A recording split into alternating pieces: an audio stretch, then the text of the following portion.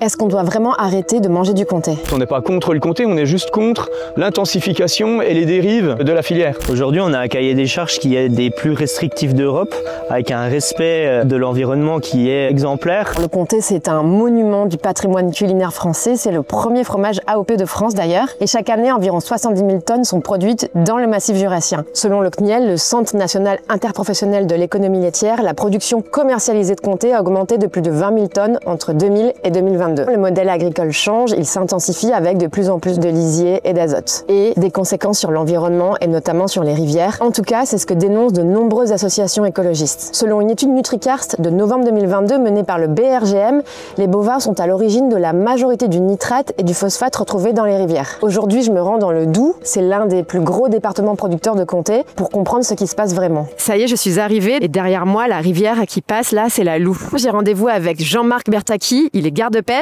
et Patrice Malavo, qui est porte-parole du collectif SOS Loue et Rivière Comtoise. Depuis 30 ans à peu près, on voit des choses qui se passent sur la rivière et on voit apparaître sur certains poissons une maladie qu'on appelait dans le temps la mousse. C'est ni plus ni moins que les résultats d'un champignon qui est dans la rivière qui s'appelle la saproléniose et qui vient mettre fin à la vie de nos poissons en attaquant le système digestif, le système neurologique. Le poisson vit dans un milieu dégradé.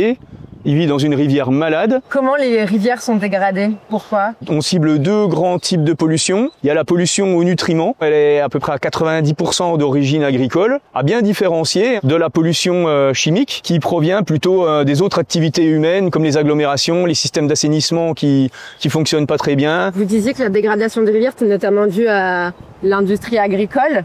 Est-ce que vous pouvez préciser? Oui, alors ici, de toute évidence, l'agriculture la plus pratiquée, c'est le comté. À la base, elle est extensive, mais on s'aperçoit qu'elle est en très nette cours d'intensification. On le voit dans les prairies, il n'y a plus de fleurs. On le voit à la durée de vie des vaches, elles sont un petit peu pressées comme des citrons. Et du coup, elles produisent beaucoup plus de lait, mais avec le même nombre de vaches, on obtient une pollution qui est 2 fois plus importante qu'il y a 30 ans. Et comment la vache on arrive à polluer les rivières? C'est ces déjections qui sont réutilisées par les agriculteurs comme engrais. C'est les fameux épandages de fumier ou de lisier, qui est un produit liquide que le sol assimile très mal. Et du coup les végétaux en profitent moins.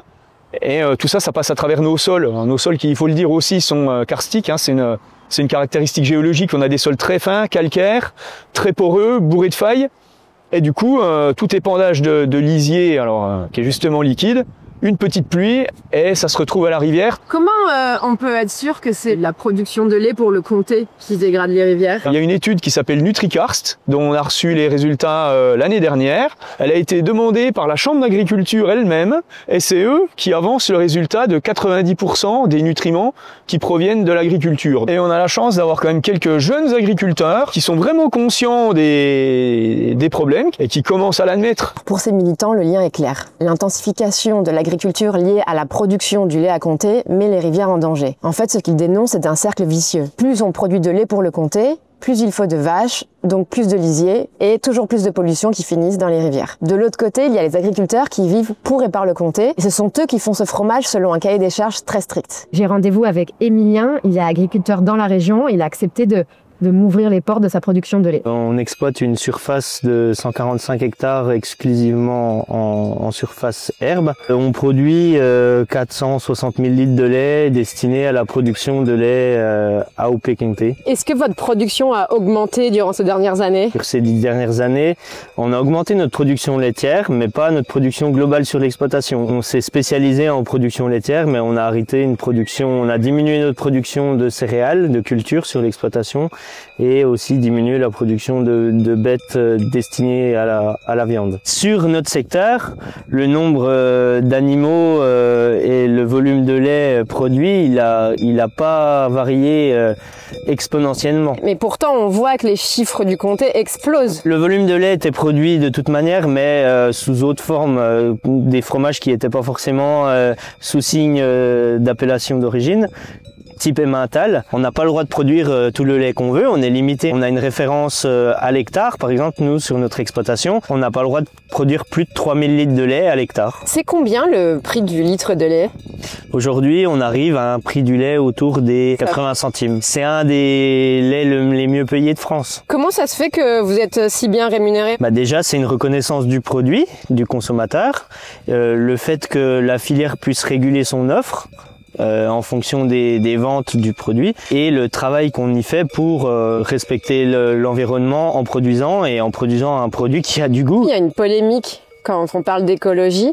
Notamment dans les rivières comme la Loue et les rivières franc-comtoises, le comté polluerait et abîmerait les rivières. On a la vallée de la Loue, la rivière coule en dessous, on est 100 mètres d'altitude au-dessus. Toutes nos actions qu'on a sur ces terrains, elles ont une action directe sur la Loue. Ça, on le connaît, on le nie pas. Mais c'est qu'une partie du problème. Aujourd'hui, il y a le réchauffement climatique qui accentue énormément ces problèmes, des étiages qui sont hyper critiques qu'il n'y avait pas avant et qui fait que ces milieux sensibles, au moindre problème, aujourd'hui, c'est accentué et puis il y a de la mortalité piscicole. Mais est-ce que selon vous, l'AOP devrait un peu modifier son cahier des charges?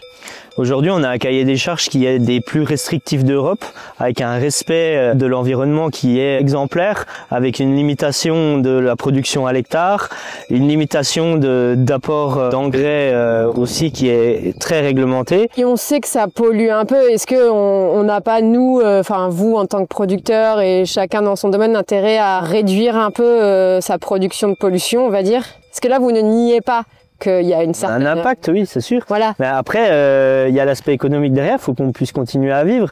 L'intérêt de l'agriculture sur le territoire, il n'est pas que la production de lait, elle est de maintien d'un paysage ouvert. Aujourd'hui, s'il n'y avait pas nos vaches et nos agriculteurs pour entretenir le paysage et puis le garder ouvert, il serait complètement refermé. L'environnement, c'est notre outil de travail. Quand on voit comme il change, c'est beaucoup plus dur de produire qu'avant, et si on veut continuer à exister, à gagner notre vie, il faut qu'on s'adapte. À mon idée à moi, ça serait diminution d'une production de comté, pas de beaucoup, 25%, 30%. Alors, là-dedans, il ne faut pas que les gens perdent de l'argent non plus, parce que c'est important, c'est ça qui les fait vivre. Alors, pourquoi pas augmenter de 30% le prix d'un kilo de fromage? J'en sais rien, c'est une idée comme une autre. Pourquoi pas remettre des stations d'épuration en état? Si jamais on venait à prendre une décision qui serait à mon avis la bonne, de couper toutes les vannes de ces pollutions ou de trouver des solutions pour les améliorer ou pour diminuer certaines choses, il faudra pas beaucoup de temps à la rivière pour se remettre dans son état. C'est pas sur 20 ans ou 30 ans ou 40 ans qu'il faudra, c'est en 5 ans.